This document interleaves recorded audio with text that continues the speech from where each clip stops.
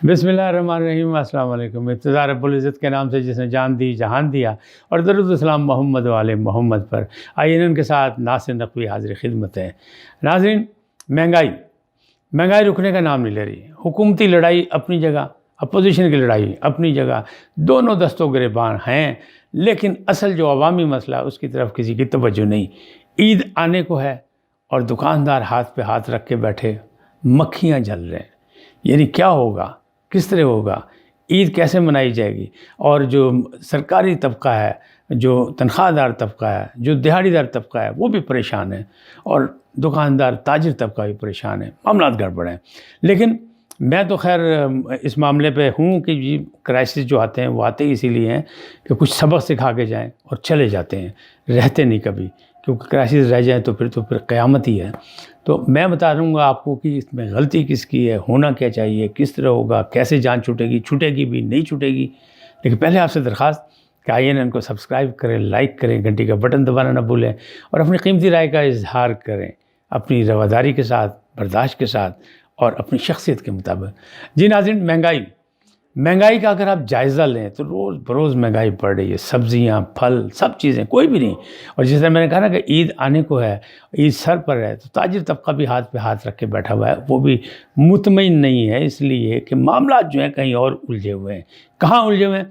हुकूमत का दावा था, जो मौजूदा हुकूमत है इसका दावा था, ये अपनी अक्सरियत शो करके एक मुंतखब हुकूमत को, इमरान खान साहब को घर भेज के इसलिए आई थी कि आवाम को रिलीफ देगी महंगाई से। लेकिन महंगाई नहीं काबू में आई।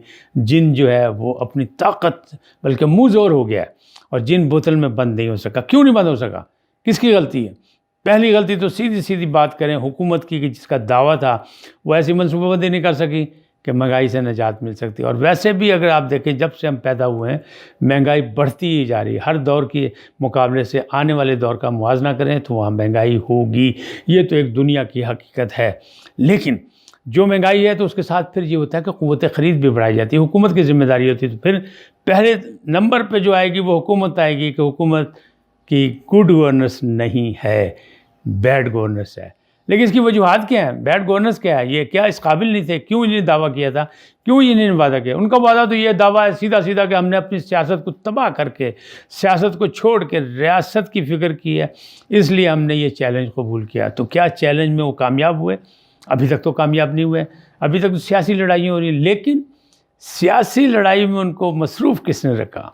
वो है इमरान खान नियाज़ी, यानी खान आज़म ने उनको ऐसा टफ़ टाइम दिया कि उन्हें अपनी पढ़ाई सब भूल गई। यानी जो वादे थे वो भी भूल गए, और वो उसी चक्कर में पड़ गए। एक तरफ तो मुकदमात हैं, एक तरफ तो जलसे जुलूस हंगामे हैं, एक तरफ तो लॉन्ग मार्च है, और एक तरफ इमरान खान है, तो दूसरी तरफ पूरी हुकूमत है, उनकी इत्तेहादी जमातें हैं। मसला हल नहीं हो रहा। आम आदमी का मसला हल नहीं हो रहा, ना ही होता लग रहा है। लेकिन आप सोचें तो सही, क्या ये जुल्म नहीं कि श्रीलंका जो कह रहे थे, हमें इमरान खान साहब डरा रहे थे कि श्रीलंका वाले हालात होंगे।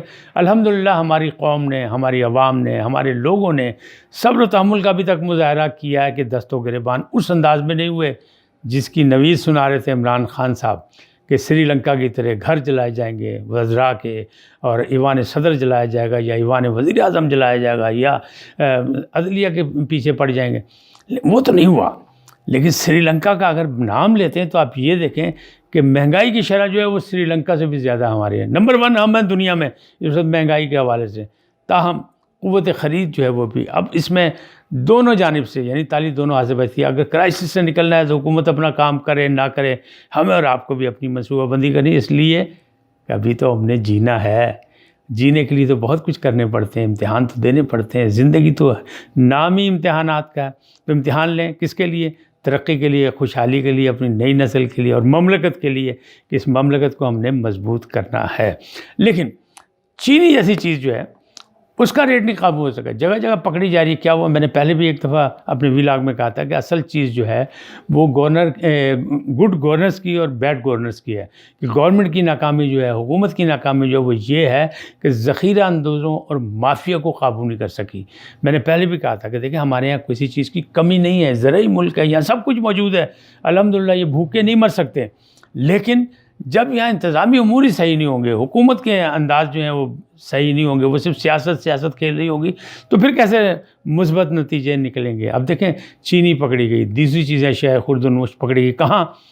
ساری افغانستان جا رہی تھی، اور افغانستان کو نئی بات نہیں ہے، افغانستان کو ہم نے ہمیشہ برادر ملک سمجھتے ہوئے ہمیشہ انہیں کی مدد بھی کی ہے، اور ہماری سرحدوں سے وہاں مال جاتا رہا ہے اور ہم خود بھی بیچتے رہے ہیں، لیکن جو سمگلنگ ہو کے جاتا ہے وہ کسی اور انداز میں جاتا ہے، اس کے مسائل اور ہوتے ہیں، وہ مسائل ہی لوگوں کے ان کے ہوتے ہیں، جو مافیا ہوتا ہے وہ اپنے وسائل استعمال کر کے ہمارے لیے مسائل پیدا کرتے ہیں۔ حکومت نے مختلف جگہ سے پکڑا ہے ایسے لوگوں کو، کیا ان کو سزا ملے گی؟ کیا ان تک آئینی ہاتھوں سے پہنچا جا سکے گا؟ نہیں۔ اگر ایک دفعہ بھی ایسے لوگوں کو الٹا لٹکا دیا جائے یا پھانسی کے تختے تک پہنچا دیا جائے، ذخیرہ اندوزوں کو یا مافیا کو، تو بہت اچھا پیغام جائے گا اور کچھ آسانیاں پیدا ہو سکیں، لیکن حکومت ہی کمزور ہے، حکومت کر ہی نہیں سکتی، حکومت کے پاس اتنی اکثریت نہیں ہے، حکومت اتنی مضبوط نہیں ہے کہ وہ کوئی ایسا کام کر سکے۔ تو جب حکومت نہیں کر سکتی تو کون کرے گا؟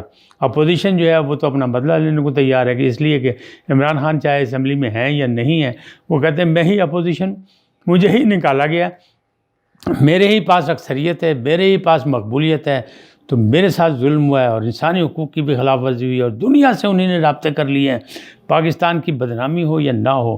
بہت سے لوگ باہر بیٹھے ہوئے ہیں جو پاکستان کے خلاف کام کر رہے ہیں، پاکستانی افواج کے خلاف کام کر رہے ہیں، پاکستانی اداروں کی تذلیل کر رہے ہیں، لیکن وہ اپنا کام دکھا رہے ہیں۔ کیوں؟ ایک انٹرنیشنل ایجنڈے پہ وہ کام کر رہے ہیں۔ کیا چین اور رشیا سے ہمارے تعلقات اچھے ہو جائیں گے؟ آپ یہ دیکھیں، ایران اور سعودی عرب اگر اکٹھے تعلقات پہ بیٹھ سکتے ہیں، اور سعودی عرب نے دعوت دے دی ایرانی صدر کو کہ دورہ کریں اور انہوں نے قبول کر لی، تو ہم اور باقی کیسے نہیں صحیح ہو سکتے؟ ہمارے ایران سے تعلقات کیسے نہیں؟ ایران تو ہمارا برادر ملک ہے، ہمیشہ سے ہمارے تعلقات کے ساتھ اچھے تھے، اور پاکستان کو جب 1947 میں آزاد ہوا تو سب سے پہلا تسلیم کرنے والا جو ملک تھا وہ بھی ایران تھا۔ اب افغانستان کا معاملہ ہے کہ افغانستان کے بارڈر سے ہمیں کبھی بھی ٹھنڈی ہوا نہیں ملی، گرم ہوائیں ملی ہیں، اور ابھی بھی وہی مل رہی ہیں، وہاں کی جو حکومت ہے وہ بھی سٹیبل نہیں ہے، لیکن ہم نے ہمیشہ لاکھوں افغانیوں کو باقاعدہ ان کے نان نفقے کا بھی انتظام کیا، ان کو سر چھپانے کی جگہ بھی دی، سارا کچھ کیا، ایک ہی بارڈر ہے۔ تاہم اگر رشیا اور چین کے ساتھ جو ہمارے معاملات سی پیک جیسے ہی مکمل ہوگا، دیکھیں ایران کی جانب سے اب گیس کی لائن جو ہے وہ بھی مکمل ہو رہی ہے، اور انشاءاللہ اس کے بھی فائدے ہوں گے۔ 6 مہینے سال، بس اس سے زیادہ امتحان نہیں ہوگا، مجھے پتہ ہے کہ انشاءاللہ ایسا ہی ہوگا۔ اللہ آپ کو بھی زندگی سلامت رکھے، ہمیں بھی دے، اور ہم وہ دن دیکھیں جب خوشحالی ہماری نئی نسل کا مقدر بنے۔ آج اتنا ہی، پھر ملیں گے نئے موضوع کے ساتھ، نئے عنوان کے ساتھ۔ اللہ آپ کو سلامت رکھیں، اللہ نگہبان۔